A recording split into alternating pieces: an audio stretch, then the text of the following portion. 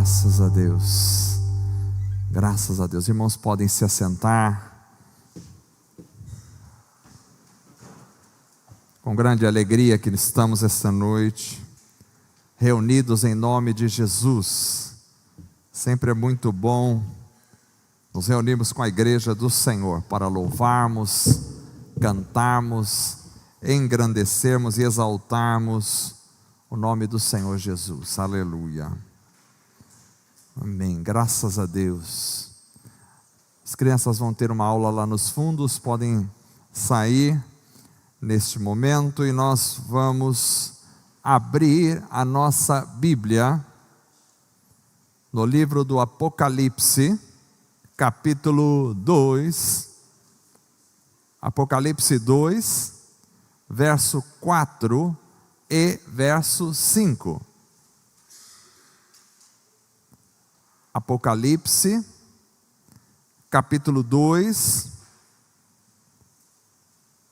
verso 4 e verso de número 5.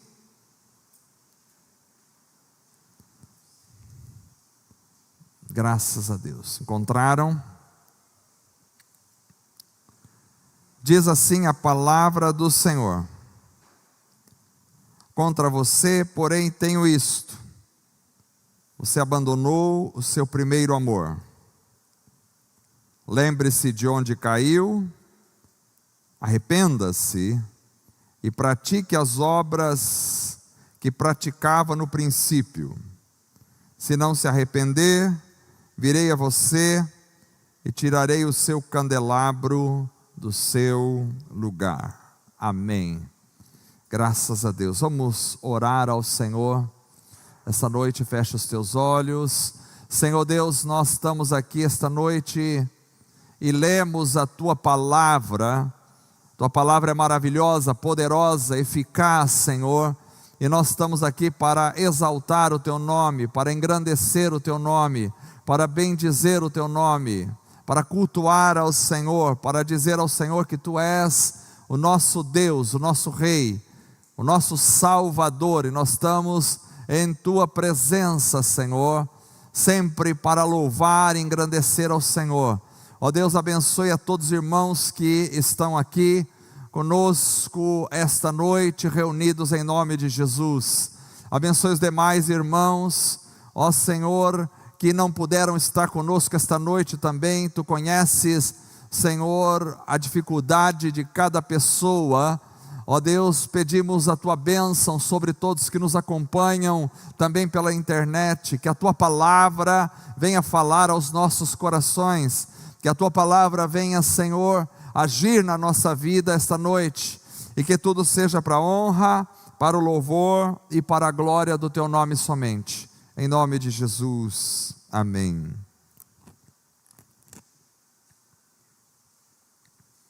Amados irmãos, essa noite nós lemos uma das 7 cartas, um trecho apenas, de uma das 7 cartas às 7 igrejas do Apocalipse. Como os irmãos sabem, essas 7 igrejas ficavam ali na região da Ásia Menor, que é a atual Turquia. E então o livro de Apocalipse dispõe 7 cartas que são destinadas às 7 igrejas.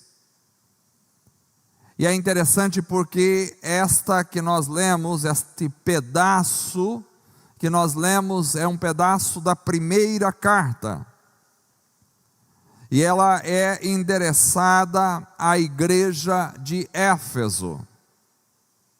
A propósito, nós estamos nos reunindo no 2º e no 4º sábado do mês, aqui para estudar a carta aos Efésios. Os irmãos que puderem estar conosco, está sendo uma bênção. Essa igreja de Éfeso, que ficava na Turquia, foi uma igreja privilegiada. Por ela passaram homens de Deus abençoados. Priscila e Áquila passaram por lá e abençoaram aquela igreja. O apóstolo Paulo ficou 3 anos por ali em Éfeso. Foi a igreja que ele passou mais tempo em suas viagens missionárias. Timóteo, que era discípulo do apóstolo Paulo, muito provavelmente pastoreou a igreja de Éfeso também. E depois o apóstolo João ficou lá na igreja de Éfeso até ser exilado na ilha de Pátimos. Então essa igreja foi recheada pelos maiores evangelistas da história, pelos homens mais cheios de conhecimento da palavra de Deus daquela época. Mas a história mostra que cerca de 40 anos se passaram entre a fundação da igreja de Éfeso e a escrita desta carta no Apocalipse. Cerca de 40 anos. Então passam-se 40 anos e aí então, quando essa carta é escrita para essa igreja, nós temos uma constatação muito triste sobre a igreja de Éfeso, porque a carta mostra que eles tinham esfriado na fé, que eles tinham deixado o seu primeiro amor. Então a carta à igreja de Éfeso, ela trabalha essa questão do esfriamento. Eu fico imaginando como que uma igreja que teve o próprio apóstolo Paulo como pastor desta igreja durante 3 anos, como que uma igreja que teve o apóstolo João pastoreando esta igreja, pôde em tão pouco tempo chegar a um período de esfriamento. Porque o Senhor trouxe esta mensagem para esta igreja na carta que lemos. Quando Ele diz contra você, ou seja, contra você, igreja de Éfeso, eu tenho isto: você abandonou o seu primeiro amor. E diz ainda: lembre-se de onde caiu, arrependa-se e pratique as obras que praticava no princípio. Se não se arrepender, virei a você e tirarei o seu candelabro, que era a luz, o castiçal de luz, um símbolo da presença do Espírito Santo, do seu lugar. Irmãos, isso é muito interessante, e ao mesmo tempo é um alerta para todos nós, porque a história da igreja de Éfeso não é uma história isolada. A história da igreja de Éfeso é algo que pode acontecer com qualquer um de nós. Todos nós talvez já tivemos momentos na nossa vida, em relação à fé com Deus, em que nós estamos firmes, cheios da presença de Deus, confiantes, poderosamente alicerçados. Mas às vezes vai passando o tempo e a gente começa a esfriar. Isso é com tudo na nossa vida, não é só em relação às coisas da fé, é em relação ao casamento. Quando tem a época do namoro, a gente está naquela paixão, aquele amor, aquela coisa maravilhosa, quer falar com a namorada toda hora. Eu me lembro que eu ficava conversando no telefone com a Carla, lá na casa do meu pai, até meia-noite, mais de meia-noite, não sei como tinha tanto assunto, a gente ficava falando, conversando, Quando não era por telefone, era por internet. Estávamos ali. Eu vejo que a maioria dos casais são absolutamente apaixonados enquanto estão namorando. Mas depois resolvem casar, e o casamento é uma bênção. Aí casam e o tempo vai passando e vai passando, e em alguns casos entra uma certa acomodação de maturidade, isso é bom. Mas em outros casos, junto com essa acomodação, vem-se um esfriamento, e vai se esfriando o casal. E talvez essa carta à igreja de Éfeso podia ser a carta para um casal, dizendo assim: volta ao primeiro amor, vejam vocês da onde vocês caíram, arrependam-se das circunstâncias em que estão. Às vezes acontece no casamento, às vezes acontece no emprego. A gente às vezes vai abrir um negócio e está lá todo empolgado com aquilo, e abre e aquela paixão, aquela coisa, aquela dedicação, mas aí vai passando o tempo, e a gente vai esfriando, e a gente vai ficando cansado daquilo. Às vezes é uma posição na vida que a gente toma, de agora em diante eu vou fazer exercícios físicos todos os dias, e a gente começa na segunda-feira animado, e vai para o Parque do Povo, e corre, e faz lá o alongamento, e nós estamos bem, compra um tênis novo, compra uma roupa de esporte, para poder ir, passa um perfume, toma um banho, e vai cheiroso. Mas aí vem o segundo dia, e a gente ainda está animado, terceiro, aí passa a primeira semana, aí vem o sábado e o domingo, e aí começa a outra segunda-feira, e aí às vezes a gente começa a esfriar, parece que é uma tendência. Veja bem, isso a própria natureza ensina. A realidade da natureza: você pega um pote com água e você põe no fogo, e aquilo vai esquentando, esquentando, esquentando, e de repente está borbulhando, borbulhando, quente, quente, mas é só você fechar o gás, é só você apagar o fogo, e de repente, aquilo que estava em ebulição a 100 graus Celsius, de repente ele começa imediatamente a perder calor, vai perdendo calor, vai perdendo calor, vai perdendo calor, e aí se você demorar muito, o chá, o café que você vai fazer, já está morno, e se você demorar um pouquinho mais, ele já está frio. Esta é uma triste realidade que acontece, é claro que eu estou falando isso de forma metafórica, na vida de cada um de nós. E não foi diferente com a igreja de Éfeso. Imagine a empolgação, não é o pastor Everson, é o apóstolo Paulo que está pastoreando a igreja. Eu gostaria de estar lá, eu daria tudo para estar sentado naqueles bancos, ouvindo o apóstolo Paulo em pessoa explicar. E aí sai o apóstolo Paulo, vem o Timóteo, maravilhoso homem de Deus, aí sai o Timóteo, vem o apóstolo João. Meu Deus, eu imagino a empolgação daquela igreja. Passam-se 40 anos, e aí então alguém escreve a carta e diz: onde está o primeiro amor?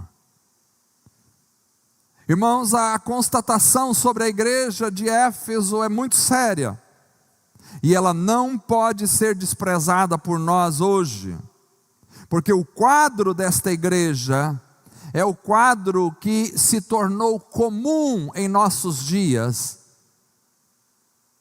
Por isso eu entendo que a igreja de Éfeso precisava resgatar alguns elementos na sua vida.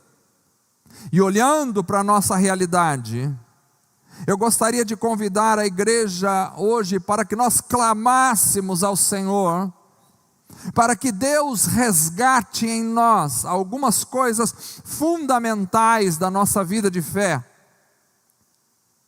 porque a igreja de Éfeso precisava voltar ao primeiro amor. Mas eu creio que a igreja moderna, ela precisa voltar a alguns pontos fundamentais. Primeiro, a igreja moderna precisa voltar às conversões autênticas que conduzem a uma vida de santidade. Esse é um primeiro ponto que eu gostaria de destacar esta noite. Conversões autênticas. Irmãos, eu tenho saudade de contemplar conversões autênticas na vida das pessoas, sem julgar ninguém em particular. Mas parece-me que hoje as conversões foram substituídas por adesões à religião, adesões à denominação. As pessoas vêm, vão aderindo e vão ficando por ali, mas eu entendo que no início não foi assim, porque o verdadeiro arrependimento, a mudança profunda de estrutura, de essência, aquilo que a gente chama de novo nascimento, e a consequência disso, que a gente chama de santidade, é algo que precisa estar presente. Um dos pilares da igreja é a conversão. Conversão significa mudança de vida, porque todos nós nascemos estragados. Quando a gente olha do ponto de vista espiritual, todos nós nascemos estragados, nascemos manchados pelo pecado, todos nós nascemos distantes de Deus. Não sou eu que digo isso, é a própria palavra de Deus. A Bíblia diz que Deus, quando olha o homem, não vê um justo sequer, porque todos pecaram e destituídos estão da glória de Deus. Então todos estão separados, todos nascem separados. Então um dos pilares da igreja é aquilo que a gente chama de conversão, ou seja, é quando uma pessoa que nasceu separada de Deus, nasceu no reino das trevas, porque está separado de Deus. Não importa se é filhos de pais bem-sucedidos, não importa se é filhos de pais honestos, de gente boa, todo mundo nasce separado de Deus, e existe um momento em que precisa haver uma conversão. É por isso que Jesus, quando chega a Nicodemos, um líder religioso em Israel, diz para Nicodemos, e se ele era um líder religioso em Israel, Nicodemos deveria ser alguém exemplar em certo sentido, porque ele está interessado em Jesus, ele quer conversar com Jesus, e Jesus diz a Nicodemos: necessário te é nascer de novo. É preciso nascer de novo.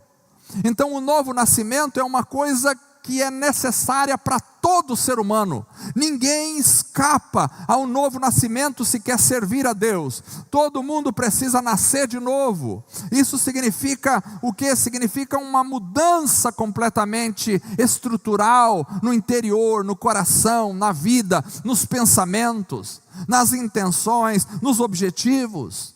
É uma mudança no linguajar, é uma mudança nos amores que estão no nosso coração, que são contrários a Deus. É uma mudança em todas as realidades da nossa vida. Isso chama-se conversão, novo nascimento. Eu tenho saudade de ver quando as pessoas vêm e elas se convertem realmente. Você vê que a pessoa se transforma de trevas em luz.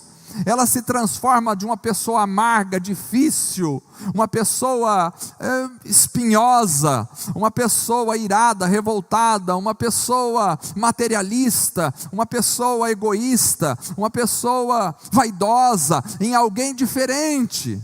Alguém manso, humilde, amoroso, em paz, em alegria, sem amargura, sem as reclamações da vida, sem as murmurações do dia a dia.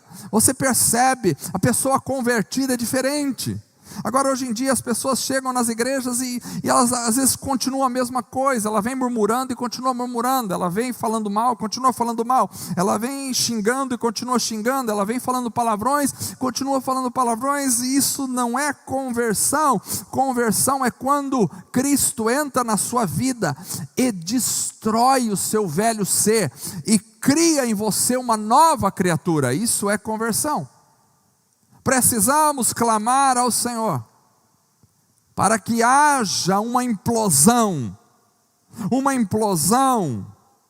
que desmorone os nossos antigos linguajares, que destrua os nossos velhos amores, que rompa com os nossos velhos altares, que cesse as nossas antigas buscas, que desloque o nosso ser do centro e coloque Cristo no centro, porque enquanto eu estou no centro, então eu não sou convertido, porque a verdadeira conversão, ela desloca o meu ser do meu centro, e ela coloca Jesus no meu centro.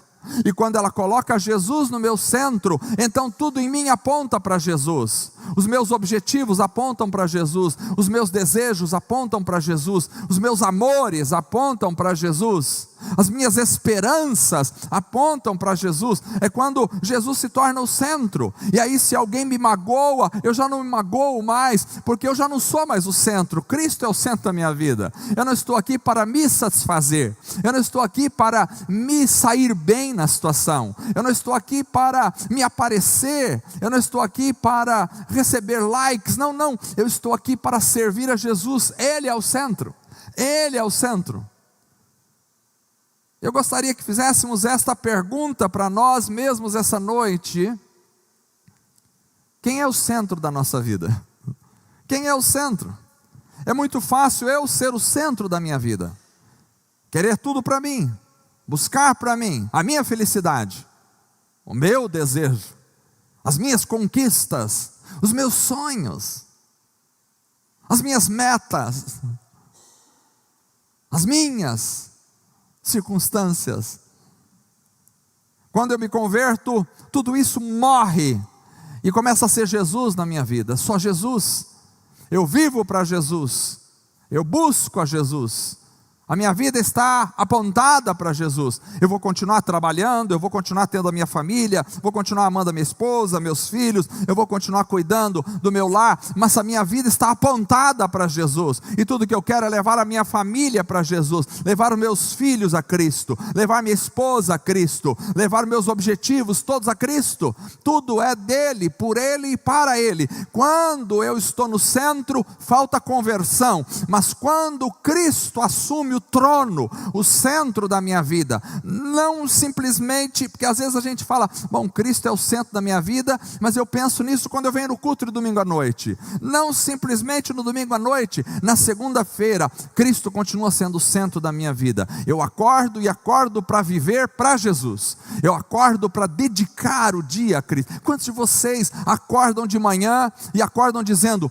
Jesus, tu sejas louvado nesse dia, eu quero viver esse dia para glorificar o teu nome, eu quero bendizer o teu nome, eu quero ser um instrumento do Senhor. Quantos de vocês vão dormir à noite dizendo: Jesus, obrigado, esse dia foi maravilhoso com o Senhor, oh, me dê bons sonhos essa noite, mas eu quero louvar ao Senhor enquanto durmo, adorando o teu nome com sonhos. Quantos de vocês fazem isso? Porque quando a gente se converte, a vida se torna Jesus, tudo aponta para Jesus, porque a Bíblia diz: tudo é dele, por ele e para ele.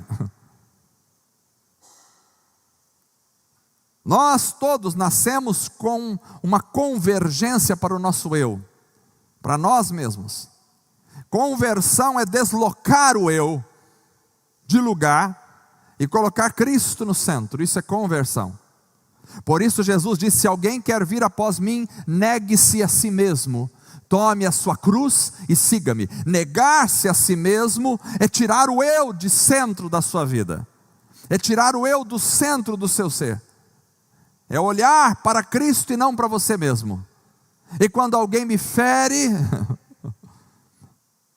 não feriu a mim, porque eu não estou em mim mesmo, estou em Cristo. É como Paulo diz: já não vivo eu, mas é Cristo quem vive em mim. O duro é que é difícil, a gente às vezes vive a gente mesmo. Quantos de nós vivemos nós mesmos? Eu estou vivendo eu mesmo. Não é você que vive. Se você se converteu, realmente é Cristo que vive em você. Porque quando você se converte, o seu eu é deslocado. Ele vai morrer, ele vai ser crucificado, para que Cristo nasça em você. E a partir daí você se curva a Cristo. E a partir daí você ouve Cristo. E a partir daí você obedece Cristo. E a partir daí você se posiciona a partir de Cristo. E a partir daí tudo que você quer é servir ao Senhor. As pessoas têm tantos desejos na vida, e os muitos desejos talvez nos mostram que nós estamos muito longe de uma verdadeira conversão, porque a gente tem desejo de um monte de coisa, e eu pergunto, quantos desses desejos são para louvar e glorificar o nome de Jesus? Quantos de vocês acordam de manhã com o desejo de adorar o Senhor? Quantos dizem assim, eu estou indo trabalhar, eu sei, eu vou ganhar meu dinheiro, eu preciso sustentar a minha casa, mas o que eu mais quero na minha vida é a presença de Jesus no meu coração. O que eu mais quero é adorar o Senhor enquanto estou trabalhando. O que eu mais quero é conhecer a Jesus cada dia mais na minha vida. Isso é conversão. Isso é conversão. Conversão é quando você morre e Cristo nasce em você. Isso é conversão.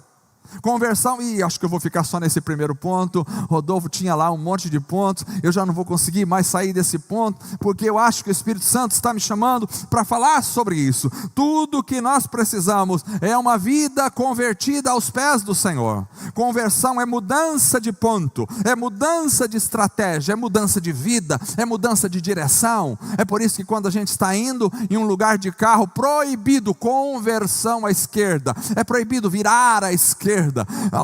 Isso é conversão, é mudança de faixa, mudança de pista, mudança de direção, mudança de norte. Então, quando eu não sou convertido, eu tenho um norte, e o norte sou eu mesmo. O norte é as minhas vontades, os meus desejos, os meus pensamentos. A minha vontade sou eu e a minha família, os meus filhos, a minha casa. Eu fico ali no meu mundinho, eu, minha esposa, meus filhos, e somos ali, somos nós, e nós, a gente se basta, a gente se vive, a gente se alimenta, e a gente é só a gente, e a gente é só a gente. Isso aí é não conversão, porque quando eu me converto, é Jesus na minha casa, é Jesus na minha família, é Jesus entre eu e minha esposa, é Jesus. Nós vivemos para adorar Jesus, nós levantamos de manhã para servir ao Senhor, nós dormimos para louvar ao Senhor nos nossos sonhos, nós estamos trabalhando para adorar ao Senhor com o nosso trabalho e conhecer a Cristo, porque a Bíblia diz para conhecê-lo.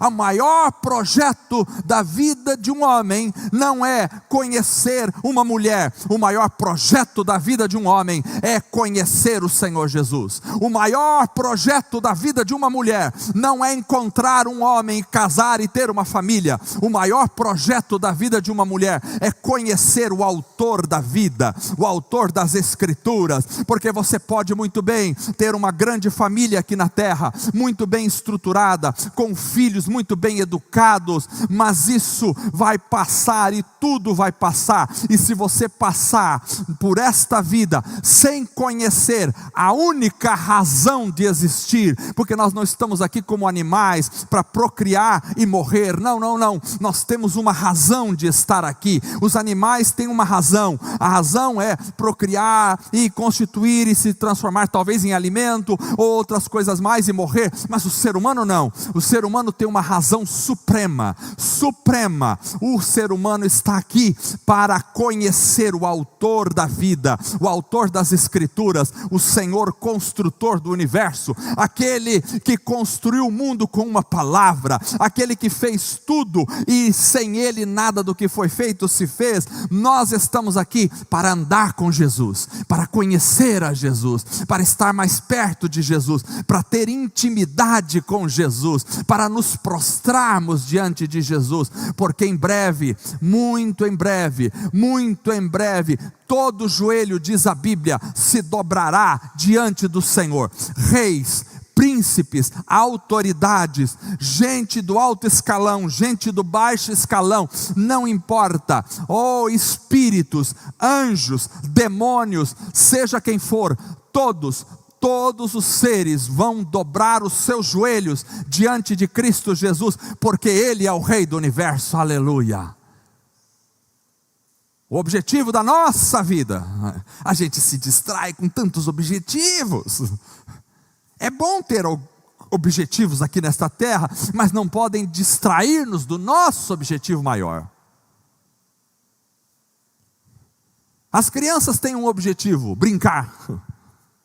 Os adolescentes têm outro objetivo: crescer.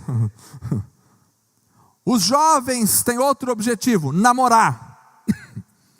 Os adultos têm o seu objetivo: casar. Os casados têm o seu objetivo: ter filhos. Os filhos têm o seu objetivo: ter mais outros filhos. E aí os pais têm o seu objetivo: ter netos. Os adultos têm o objetivo: comprar uma casa. Ter a casa própria é um objetivo do brasileiro em geral, ter uma casa própria. Outros têm o objetivo: preciso comprar um carro melhor. Os jovens têm seus objetivos: preciso passar no vestibular, estudar, fazer uma boa faculdade para arrumar um bom emprego na vida. Esse é um objetivo. Todos esses objetivos podem ser bons objetivos, mas eles não podem obscurecer, eles não podem tapar, eles não podem encobrir o principal objetivo, que é muito mais elevado que esses. Porque você vai passar nessa vida casado ou sem casar, com filhos ou sem filhos, com netos ou sem netos. Você vai passar, essa vida vai passar, com certeza. Você vai passar por essa vida, com faculdade ou sem faculdade, com um bom emprego ou sem um bom emprego. E pasmem vocês, não estou desanimando ninguém de arrumar um bom emprego, mas daqui a 100 anos pouco importa se você teve um emprego que ganhou 300 mil reais por mês, ou se você teve um emprego que ganhou um salário mínimo por mês. Pouco importa, não vai valer de mais nada. Mas tem uma coisa que sempre vai valer: passarão os céus e a terra, mas a minha palavra jamais passará. Se você passar por esta terra com todos os seus objetivos, sem alcançar o único objetivo principal, que é conhecer o Senhor Jesus e viver em intimidade com Ele, você perdeu tempo na sua vida. Perdeu tempo. Para conhecê-lo, a função de todo ser humano é conhecer a Jesus, conhecê-lo, conhecer a sua palavra, conhecê-lo na intimidade, conhecê-lo no coração, conhecê-lo no dia a dia. Crescer na graça e no conhecimento, diz a palavra de Deus: antes crescei na graça e no conhecimento do Senhor. Então precisamos resgatar esta conversão. Eu fico imaginando quantos de nós, eu não posso julgar ninguém, e nem devo e nem quero, mas quantos de nós são verdadeiramente convertidos? Quantos de nós temos como objetivo máximo da nossa vida estar perto de Jesus? De vez em quando a gente fala assim: olha, Jesus está voltando, e algumas pessoas torcem, vai demorar muito ainda. Não, vai demorar ainda. Ora, eu não entendo. Se você se converteu, se você ama Jesus, o que você mais quer é que Jesus volte para buscar a sua igreja. O que você mais aguarda na sua vida não é um diploma, é entrar na presença do Senhor para todo sempre na glória. O que você mais aguarda na sua vida não é ter filhos, é encontrar o Senhor, que é o grande amor da sua vida. Conhecê-lo. Para conhecê-lo, precisamos estabelecer como objetivo máximo da nossa vida conhecer o Senhor. Conversão é quando você se apaixona pelo Senhor. Não é por uma religião, é pelo Senhor Jesus. Conversão é quando tudo demais perde o sentido perto de Cristo. Tudo demais perde o sentido. Conversão é quando você ama a Cristo mais do que a você mesmo. Você ama a Cristo mais do que a sua família, você ama a Cristo mais do que o teu trabalho, você ama a Cristo mais do que teus filhos, você ama a Cristo mais do que teu marido, mais do que a tua esposa, mais do que a você mesmo. Isso é conversão. Jesus disse: aquele que me ama guarda a minha palavra. Conversão. E a conversão autêntica, ela nos lança numa busca de vida por santidade. Por isso diz 1 de Pedro, capítulo 1, verso 16: sejam santos, porque eu sou santo. Esse deve ser o nosso maior objetivo, buscar a santidade. O que é santidade? Santidade não é alguma pessoa especial que passou por esse mundo, não é isso. A Bíblia chama os cristãos de santos. Aos santos, somos santos em Cristo Jesus. E devemos buscar essa santidade, que é a separação do pecado, todos os dias da nossa vida. Porque Cristo é santo. Sede santos porque eu sou santo. Se Ele é santo, eu quero ser santo. Se Ele é separado do pecado, eu quero ser separado do pecado, porque o que mais me interessa é estar perto dEle. Então, primeiro precisamos restaurar conversões verdadeiras, e isso não é a gente que faz, mas é o clamor que nós devemos fazer ao Senhor. Senhor, traga de volta as verdadeiras conversões no meio da igreja. E se alguém de nós ainda não é convertido ao Senhor, e cada um aqui que julgue a sua própria vida, se alguém de nós não é convertido ao Senhor, devemos clamar e dizer: Senhor, eu percebo que eu não sou convertido, faz uma obra na minha vida, tem misericórdia de mim, traz arrependimento no meu coração, mostra-me o que está errado, tira-me do mundo do pecado, faz a transformação, faça eu nascer de novo, Esse é o primeiro elemento mais importante que nós precisamos de restauração na igreja. Não adesão, conversão.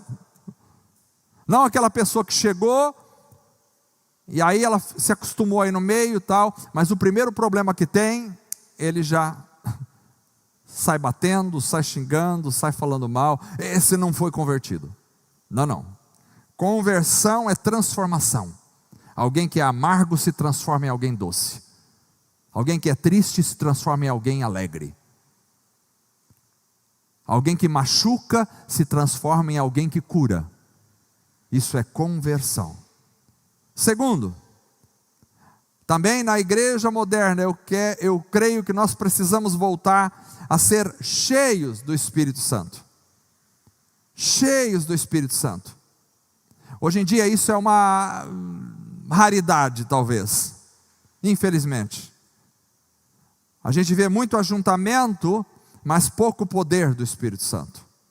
O poder do Espírito Santo talvez é substituído por atividades, por ativismos, por emocionalismos, por agitação. E as pessoas às vezes se reúnem, até na reunião eles se emocionam, cantam uma música bonita aí, o líder do louvor escolhe umas músicas que tocam no coração, a pessoa se emociona, chora no culto, mas sai dali, não há enchimento real do Espírito Santo.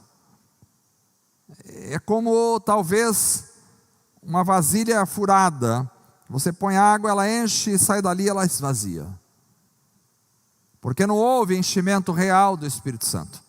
Nós precisamos voltar a ser cheios do Espírito Santo, e isso é o que eu tenho dito para a igreja já há muito tempo, e vou continuar dizendo, até que nos enchamos cada vez mais do Espírito Santo. Procura-se irmãos que têm o poder do Espírito Santo em suas palavras, pregadores que transmitam poderosamente a mensagem do Evangelho, revestidos de poder. Procuram-se irmãos que sejam tochas acesas, que causem impacto espiritual por onde passam,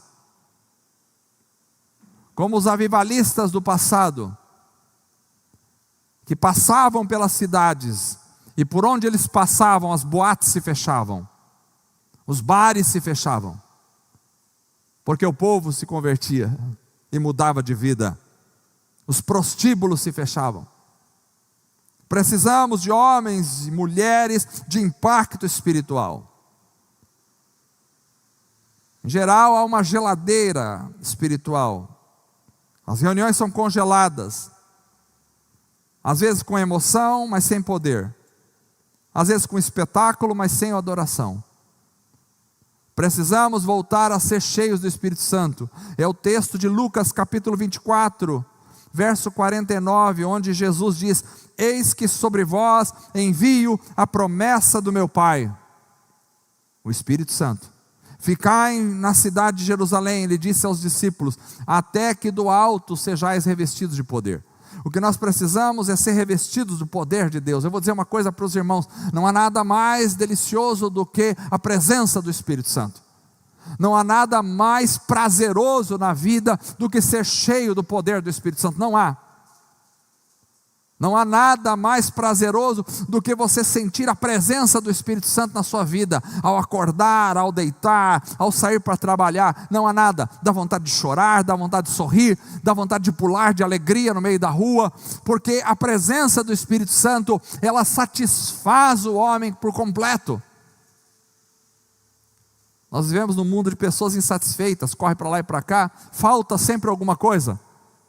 Pode comer a melhor comida que tem, mas sempre está faltando alguma coisa. Por quê? Porque não está cheio do Espírito Santo. Porque quando você está cheio do Espírito Santo, pode nem ter comida dentro de casa, que já está tudo ok dentro do seu coração.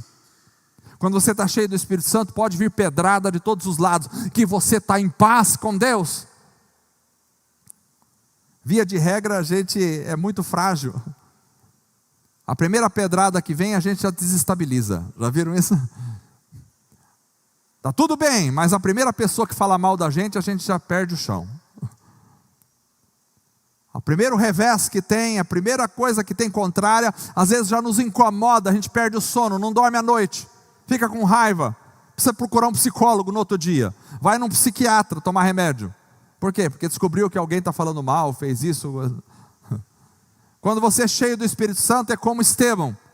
Estevão estava tão cheio do Espírito Santo, que os homens... Paulo, antes de se converter, estava ali, e os homens pegaram as pedras e começaram a apedrejá-lo, mas ele era tão cheio do Espírito Santo, que ele não xingava, que ele não esbravejava, que ele não praguejava, que ele não odiava aquelas pessoas. Pelo contrário, as pessoas que estavam tacando pedras em Estevão, olhavam para ele e viam o rosto dele como um rosto de um anjo. E Estevão olha para o céu e vê o Senhor Jesus no céu, no momento da sua morte, e ainda pronuncia: Pai, não imputes a eles esse pecado, não coloque esse pecado sobre eles. Pediu ao Senhor para perdoar aqueles que estavam matando a pedradas. Isso é ser cheio do Espírito Santo. A minha pergunta é: você é cheio do Espírito Santo? Eu sou cheio do Espírito Santo.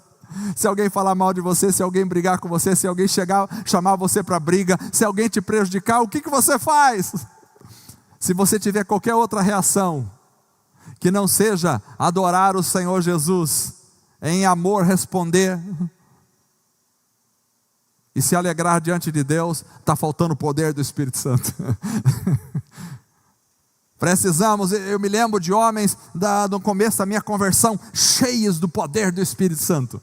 Dá vontade de ficar perto dessas pessoas toda hora, dá vontade de estar junto com eles, conversar com eles toda hora, porque cada vez que eu conversava com alguém assim cheio do Espírito Santo, eu me alegrava mais ainda, eu tinha vontade de sair dali e falar de Jesus para todo mundo.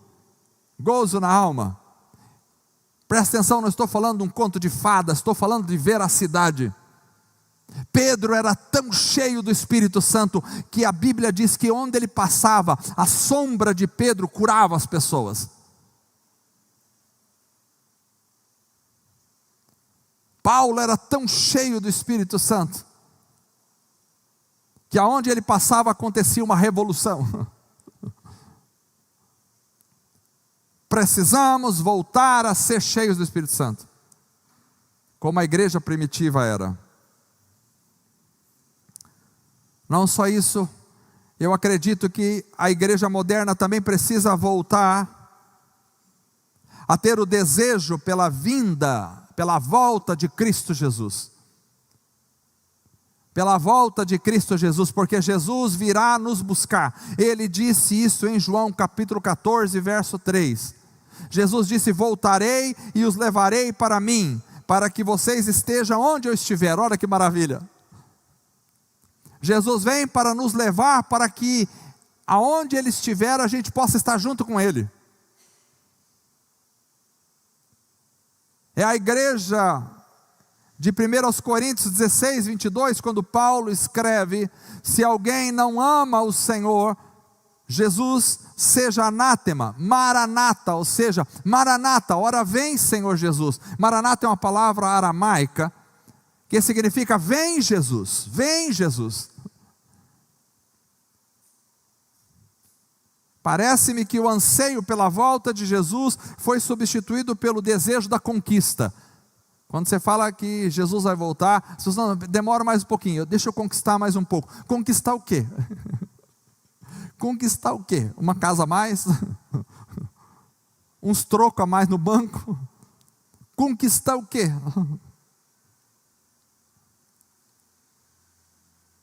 Conquistar o que aqui nessa terra? Nós devemos clamar pela volta do Senhor Jesus. Aqui a situação está feia e vai piorar ainda mais. Não há nenhum governo que vai dar jeito nessa terra. Precisamos buscar o Senhor Jesus. Ora vem, Senhor Jesus. É importante estarmos aqui? Sim, para evangelizarmos.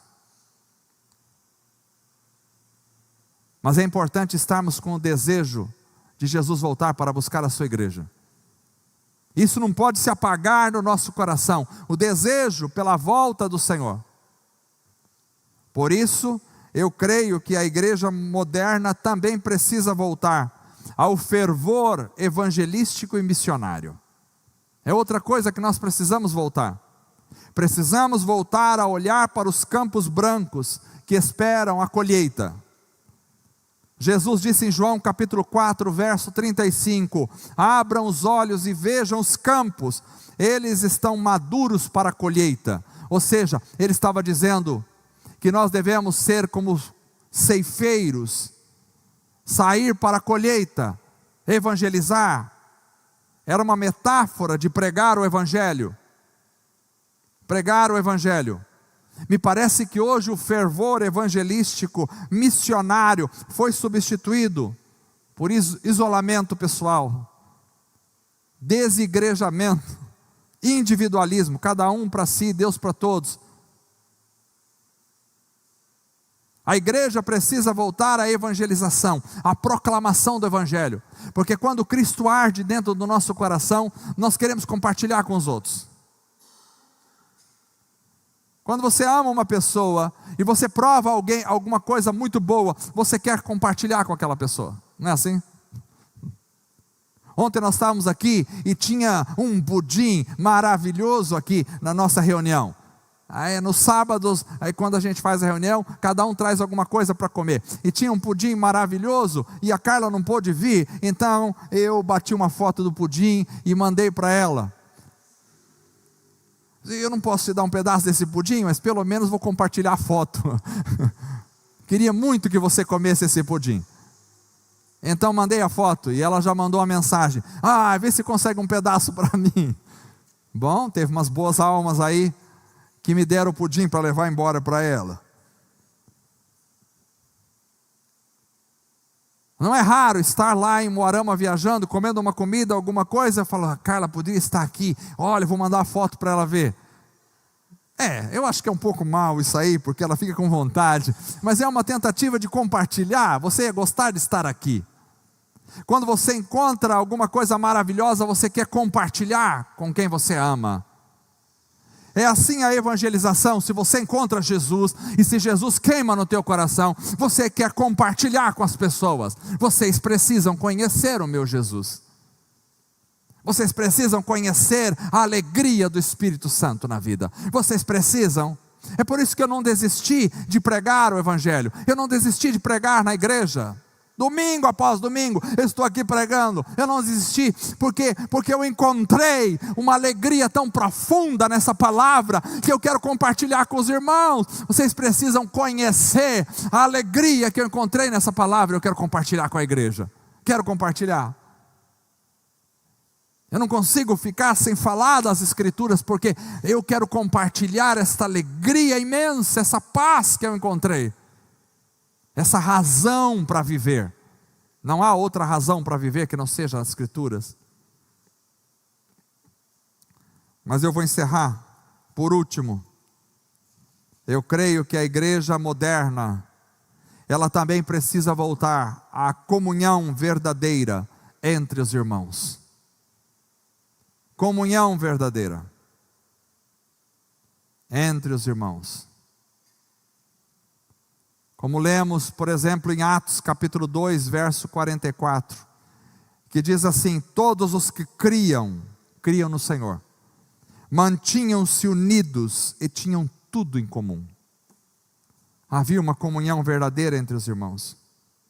Hoje talvez a comunhão verdadeira foi substituída por relacionamentos plásticos, relacionamentos fake, frios, sem sentido.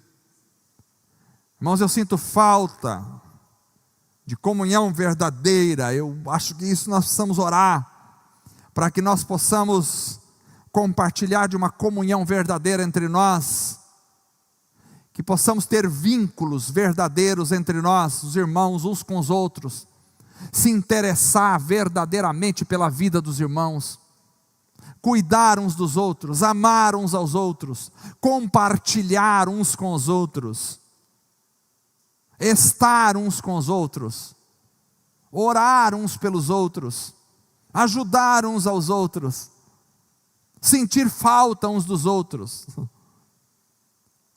Os vínculos são tão plásticos hoje em dia entre as pessoas, que as pessoas vêm aqui, ficam aqui 2, 3, 5 anos, e de repente resolve sair, vai embora, não fala nem tchau. Cadê fulano de tal? Faz 3 cultos, 5 cultos, 1 mês, 2 meses que eu não vejo ele. Não sei, acho que está congregando em qualquer outro lugar, mas nem despediu, nem me deu um abraço, nem falou tchau, nem mandou um tchau pelo WhatsApp, sumiu, sem vínculo, sem comunhão, sem nada.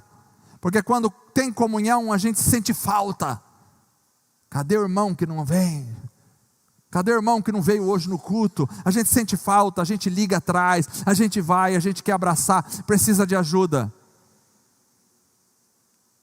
Quando tem vínculo, a gente olha para o outro e pergunta, está precisando de alguma coisa? Hoje as pessoas têm um pouco de dificuldade, principalmente se a pessoa tem mais condições financeiras, ela tem dificuldade às vezes de perguntar, está precisando de uma coisa, que vai que a pessoa diz, estou precisando aí de uns 10 mil, vai que ele fala isso, e eu tenho que ajudar, então não nem pergunto, e aí, vai na paz, Deus abençoe.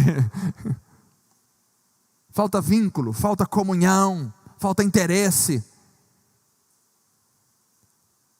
falta preocupação um pelo outro, falta amor, falta mesa. Mesa é quando eu chamo para comer comigo, eu chamo para estar ao meu lado, é quando eu percebo que tem alguma coisa errada, eu quero saber onde eu posso te ajudar, o que você está precisando.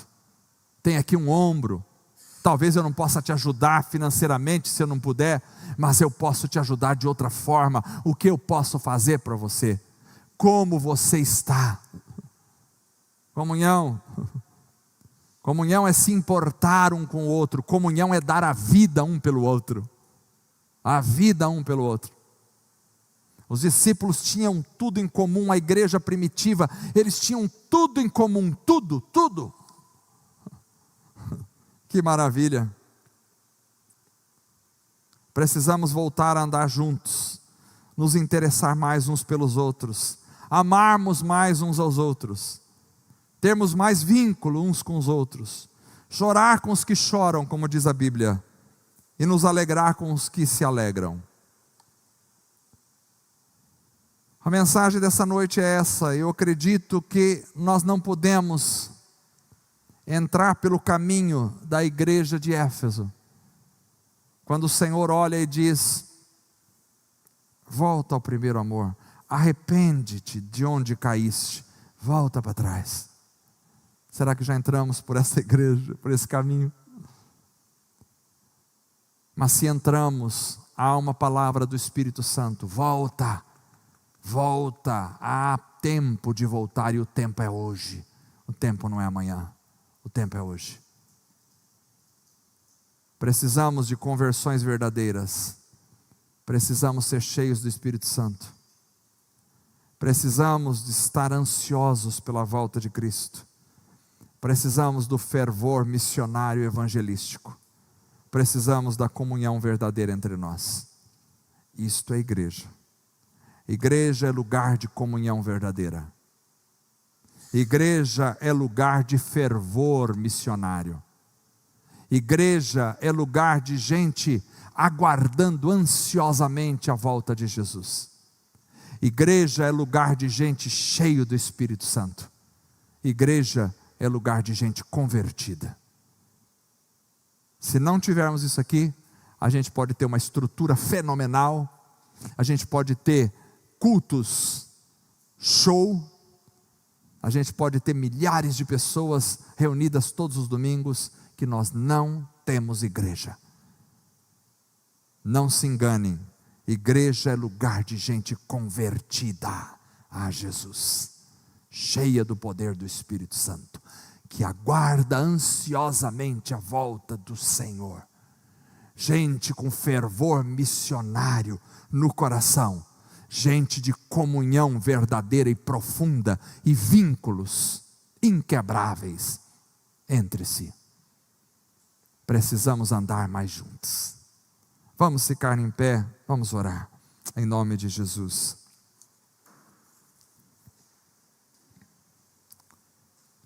Grande é o Senhor e digno de ser louvado. Feche os teus olhos. Eu não sei se você se enquadrou em algum desses pontos que eu disse essa noite. Talvez em um, talvez em dois, talvez em três, talvez em todos.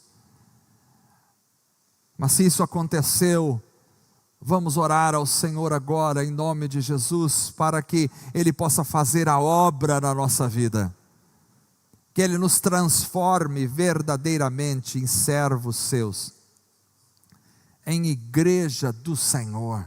Igreja do Senhor, não me interessa ser mais nada na terra, a não ser igreja do Senhor, povo de Deus, lavado, redimido, santificado no sangue do Cordeiro. Senhor Deus, falei da Tua palavra esta noite, e espero ter trazido a Tua palavra na direção do Teu Espírito e na clareza do Senhor. Senhor, estenda as Tuas mãos. Se há alguém aqui entre nós que ainda não se converteu a Cristo Jesus, quebranta esse coração, muda esta realidade, entra nessa vida, faz Senhor, algo novo neste coração, faz nascer de novo, faz morrer a velha criatura, mostra a essa pessoa a alegria que é te servir. A razão da nossa existência é o Senhor. Se há alguém aqui vazio do Teu Espírito Santo, renova, enche com o poder do Teu Espírito. Nós precisamos de Ti, Espírito Santo, precisamos do Senhor, precisamos do Senhor.